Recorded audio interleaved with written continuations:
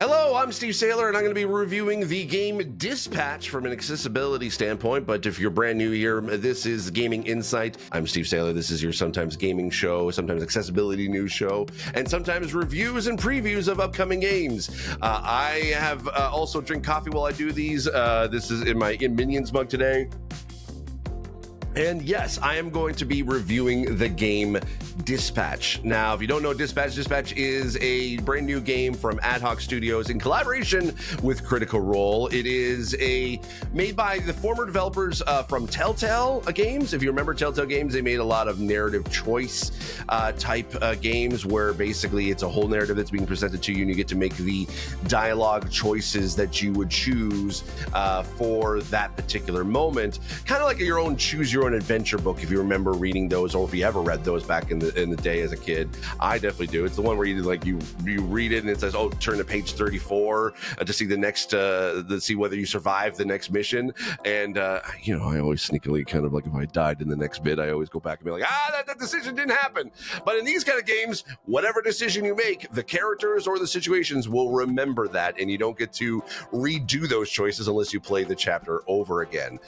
This game, Dispatch, is a narrative story based on the character that you play, which is Robert Robertson. He is a dispatcher for a superhero network.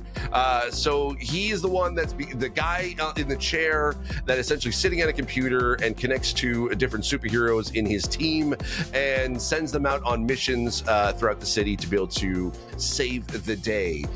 And if you basically get a sort of performance based they're all performance based, so that you have to choose the right superhero for the right mission, because otherwise if they fail, then that means it's a bad report for them, but if you succeed, that means that their rankings and standings kind of go up. And it's very superhero office comedy kind of story, but it's done in extremely well done animation. I would say if you take all the animation cinematics out of this game, and you would not tell the difference between this and any other animated TV show that is out today, because it definitely is very extremely well done that way. Now, whenever I play these kind of games, I always try to be able to play it with as my reactionary. I try to avoid any spoilers whatsoever. So I'm not going to do any story spoilers. There is going to be some things I'm going to show in the video that some gameplay. But if you just want to be able to keep everything clean, I will just tell you that basically the TLDR at the beginning of this is that I really did like the game, but the accessibility is not great. There's some areas where it's good and some areas where it definitely needs some work. But if that's the TLDR that you're going to get out of this and you don't want to be spoiled by anything, by all means, you can leave the video at this point. Now, as far as the actual game itself, I really did like it.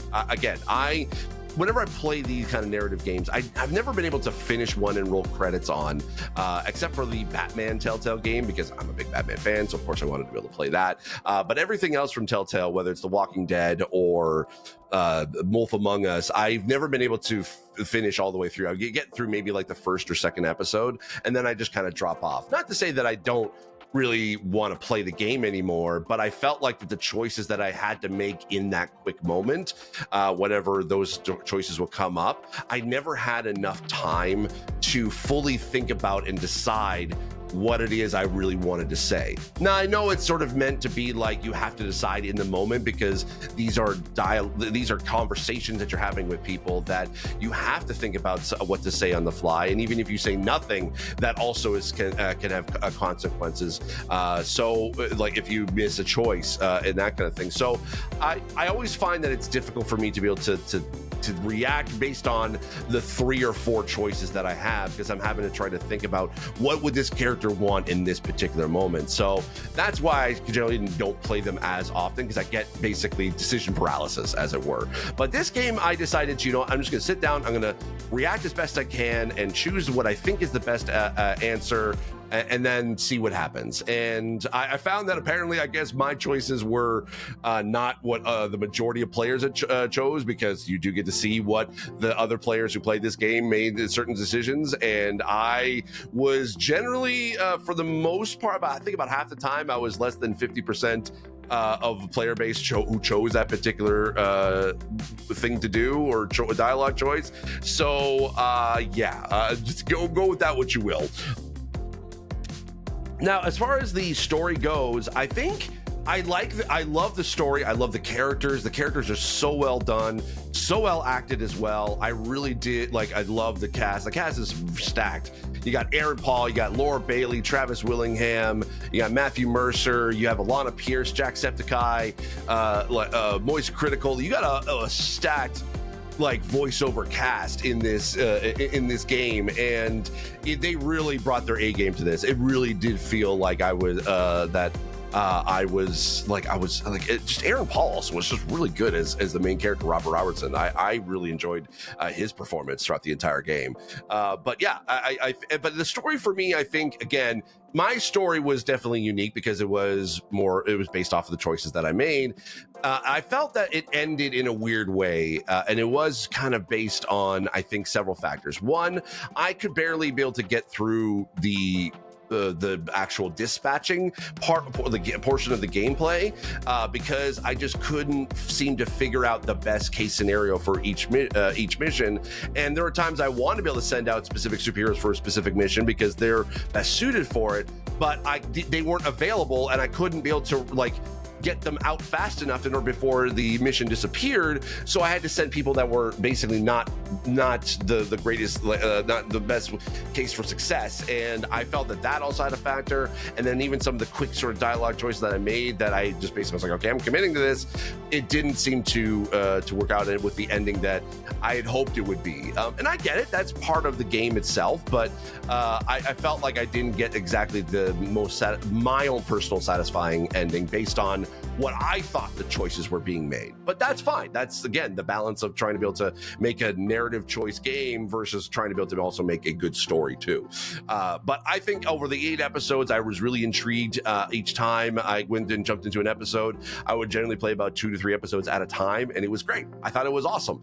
I think it definitely felt very, very it kept me going throughout the entire time, and it kept me interested in basically learning more about the characters and trying to be able to basically make the best decisions I could. When it comes to the accessibility, though, of this game, there is a lot left to be desired in this. They do have subtitles, and they do have options for those subtitles, such as speaker tag, background opacity, subtitle size.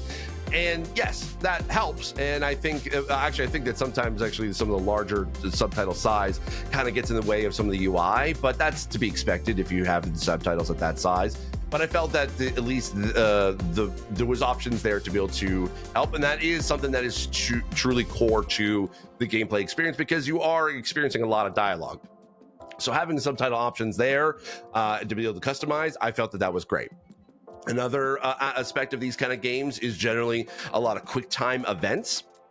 So they do have the ability to be able to turn those off to make them a little bit more cinematic. And if you don't know quick time events, they're the ones where you have to hit a certain button or slide a certain button in a specific timing in order to be able to succeed in that quick time event because they are playing out in real time.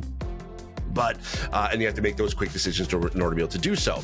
But in this game, you have the option to be able to turn that off to be able to auto succeed pretty much every time you do it. Which I decided to normally I would choose to turn off quick time events, but I decided to try it out with this one just to kind of see what it was like. And I did feel like that. Yes, while I think that it works to a degree, I felt that the contrast of those of the button presses and also just the placement of those button presses were kind of all over the place, where I was constantly scanning the screen just to try to make sure that I didn't miss one because they just weren't strong enough contrast wise to be able to, for me to be able to see properly. And also I felt that the timing on some of them were almost way too fast for me to be able to perceptively see recognize what button to be able to push and then get the right timing of it. So I felt that I've kind of failed. I'd say probably about 25% of the QuickTime event button presses versus what I could have done if I just played it with it turned off. So So I felt that it was great, but I felt that the timing was a little too quick and the contrast wasn't great at all for that. And then leaning into the other issues with accessibility, there is no screen reader. There is sort of there's no real control. There's no control remapping. So you basically, if you're playing it on mouse and keyboard, you might be okay. But there's no where you have to basically move a camera or anything like that. It is just basically a lot of it's a point and click. So if you're able to utilize basically just the thumbsticks or the mouse and then hit like A, B, or X on the controller, you're pretty much going to be relatively okay, minus any quick time events where it uses the trigger buttons. But it doesn't use all the buttons on the controller, which is nice, but you can't remap them if you need to.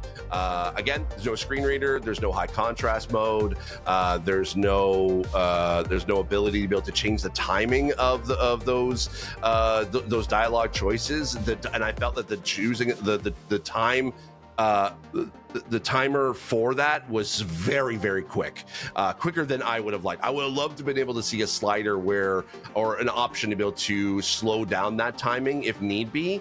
I get again that you're trying to be able to time it up to to basically what is happening in the dialogue to make it seem as seamless as possible.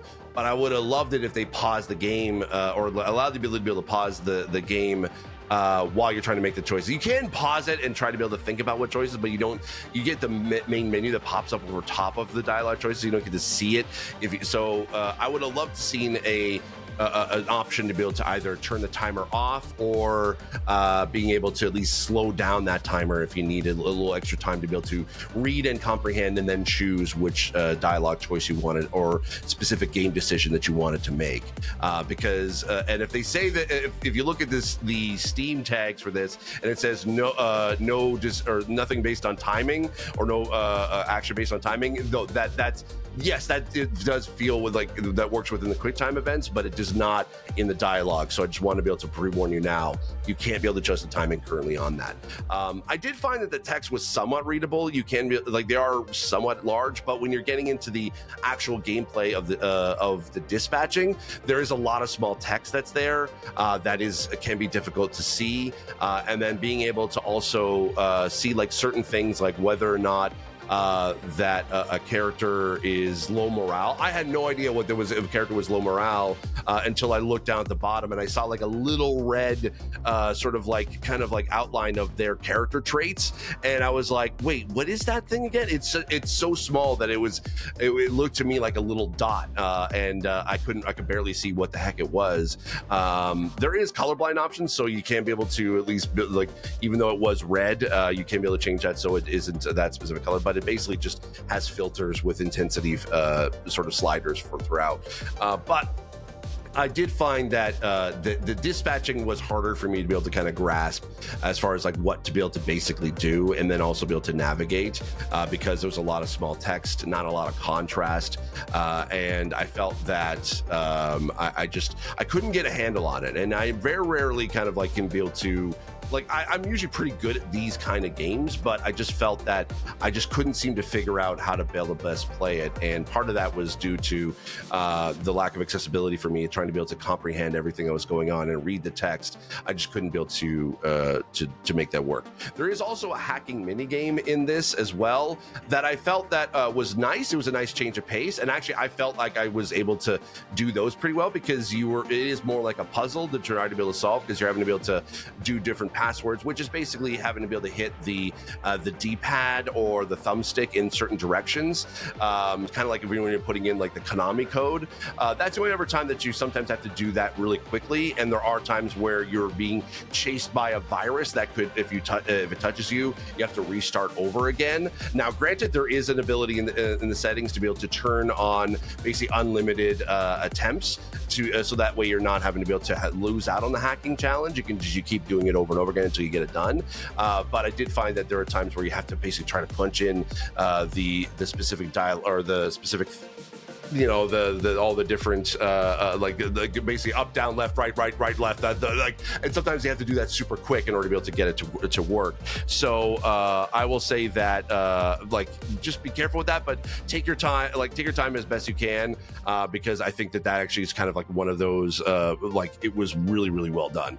But there also is a lot of like there also was like an issue where I found that it even though it was easier for me to be able to do, I did find that there was not a lot of contrast for that. They tried the best they could, and I felt that I wish I could be able to make the interface a little bit bigger, and I don't know, it just felt it felt okay, but it was like to navigate. But then there was a moment where sort of like this villain that kind of takes over sort of the hacking, and it kind of reverses the controls.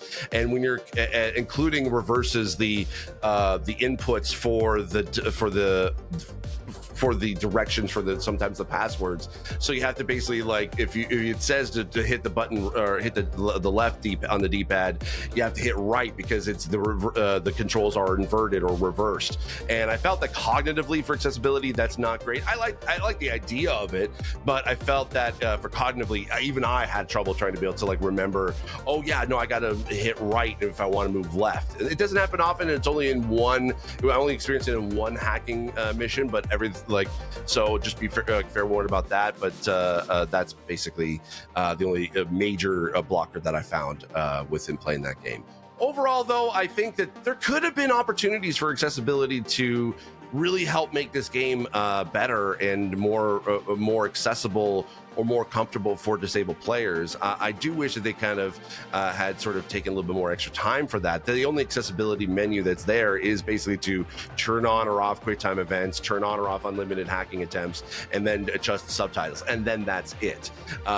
So I do wish that they were able to, maybe even add like audio narration to it, or for the cinematics, or even again just like adding the timers for the dialogue choices. That would have been great, or just a better interface for the dispatching, which is the main core gameplay of this, minus the dialogue choices. So I think overall, if I had to give a review score of this, I probably would give it a 2 out of 5 for accessibility. It has some, but not enough to be able to make this as fully accessible for a lot of disabled players as possible. There might be some that are able to play this no problem, and I think that a good chunk of you probably could with limited assistance, but there are definitely some disabled players that I think would not be able to play this without full full assistance either way. So that's why I give it a 2 out of 5. Anyway, I'd love to be able to hear your thoughts. Have you played Dispatch? Try to be able to keep it spoiler free in the comments. I'd love to be able to hear your thoughts on what you thought of the accessibility of this, or if you are curious about any other aspects of the game. I would love to be able to hear your thoughts in the comment section down below. That's gonna be it for me today. Thank you so much for watching and or listening. Hope you enjoyed it. I'll see you in the next video. Take care. Bye-bye.